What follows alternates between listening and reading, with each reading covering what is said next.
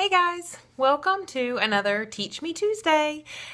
We are going to be working on follow-up this week. So we've been working with you guys on making sure that you know how to invite people and how to bridge that gap between, talking to them and then, really getting to the point where you'd invite them.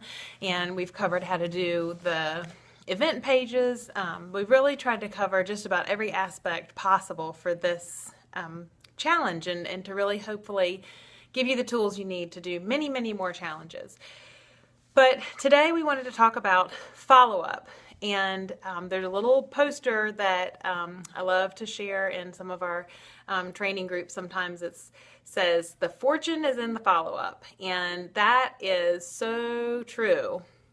Because a lot of times I think we kind of get lost in the process of inviting and talking and chatting and sending videos and all that. So I want to give you some things today that will hopefully help you be a good follower-upper. The first one is to work from a list. Work from a list. Always work from a list. Do not ever think that you can remember everybody that you've been talking to or where you are in the process of talking to them or in anything. I mean, I can't even remember what I need at the grocery store. So if any of you are like me, which I'm sure a lot of you are, the best way for you to work is from a list. So make sure that you are keeping a list of the people that you're talking to. And what I like to do, is a little tip for you, is once I have sent them a message, this is a tip that I pulled from, Amber Scott during the Super Saturday, was she'll say, okay, she'll send them a video. Okay, I'll follow up with you next Tuesday. She said a certain time, but I don't usually do that. And then I put that person's name on my calendar next Tuesday or whatever day it is that I've told them I'm going to talk to them. So tip number one is to work from a list and make sure that you're keeping a list, putting it on your calendar and staying on track, because you will forget to follow up with that person and then you have lost face with them. Which kind of leads me into number 2 point, a little tip. Number 2 tip is that you need to be treating your business like a business. We've talked about this. We've talked about it in the trainings that we do and a little bit in this particular Teach Me Tuesday series. And you need to think about how you would feel if somebody had sent you information and then never got back to you. I mean, they never followed up with you to find out what you thought about it. They never sent you another message. It's almost just kind of like they forgot about you. And I think that tends to happen to coaches when they're looking for that quick sale. You want to be able to say, hey, you want to do this challenge? Sure, yeah, I'll do the challenge. Okay, yeah, here's your purchasing link. And boom, there it is. When in reality, it's a long process. I mean, this takes time. You have to connect with these people. You have to make sure that you know what they want out of this. And then you have to send them the appropriate information. And then after that, you have to follow up with them. And you need to follow up with them in a genuine way. So the first thing you want to be able to do in that is to, set the next follow-up. Okay, I'll shoot you that video and I'll check in with you tomorrow and find out what you liked best about whatever, the program, Shakeology, whatever it is. And the little what you liked best about is from GoPro, because you don't want to ask their opinion. You don't want to say, tell me what you thought about, because they can think of probably a lot of negatives or things they didn't like or weren't sure about. But if you ask them what they like best, then you're bringing out the positive. So, I'll follow up with you tomorrow to find out what you liked best about the program or the video I sent. So that's a great way to set up the follow-up and then do the follow-up. And just remember that follow-up is important, because you wouldn't want to be on the other end of somebody not following up with you.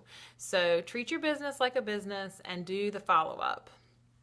So the third thing I wanted to give you guys some tips on is a little bit about what to say in the follow-up. So I just gave you a couple little ideas when you've sent a video. That's kind of how to follow up when you've sent a video. So let's fast forward a little bit. They loved the program. They really think they want to commit to this. And then it's dead. And they have not responded. And, the conversation has kind of been left at they want to do the challenge and they want to commit, but then you get nothing. And so I recommend and like waiting until maybe a couple days before the challenge deadline, and then just shooting them a quick message. Always, always, always, always start with something personal, something, you hope they had a great weekend. Wasn't, if they're local and the weather was great, wasn't the weather gorgeous? What did you guys do? I mean, you ask a question about them. And then, my battery's getting low, sorry. Then you can say, hey, I know we had been chatting about you committing to whatever it is that in this case, it's the summer swimsuit slim down. And I wanted to connect with you again and be sure that you did not miss your spot in the challenge group.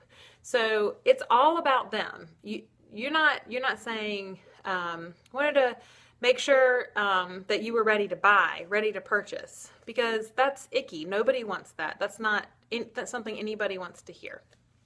So you'd say, I want to make sure that you don't miss your spot in the challenge group because I know how excited you were about reaching your goals or I know how excited you were about feeling awesome in your bathing suit this summer. Go back and remember what it was that they said was their goal, and then, plant that back in them.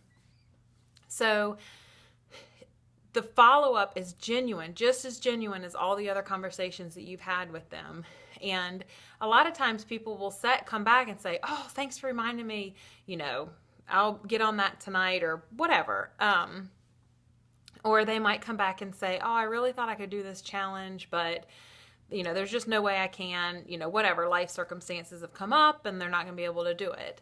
So your job at that point is to be the most positive person with taking that no.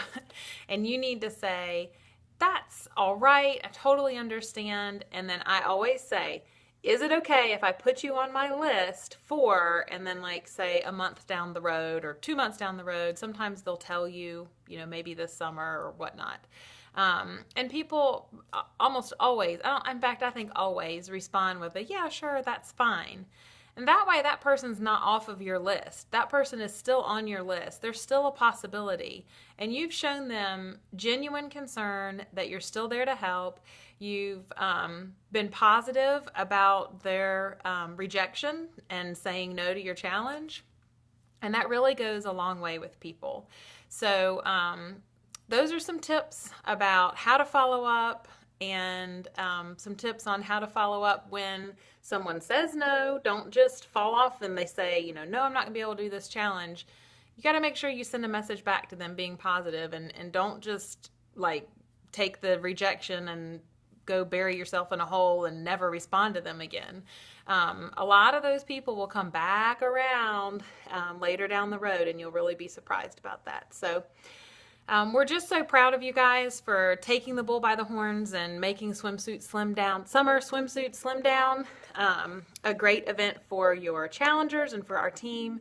And we're just excited to see this really get kicked off. So post any comments or questions or anything below, and I'm sure we'll all chime in and try to help you guys in any way we can.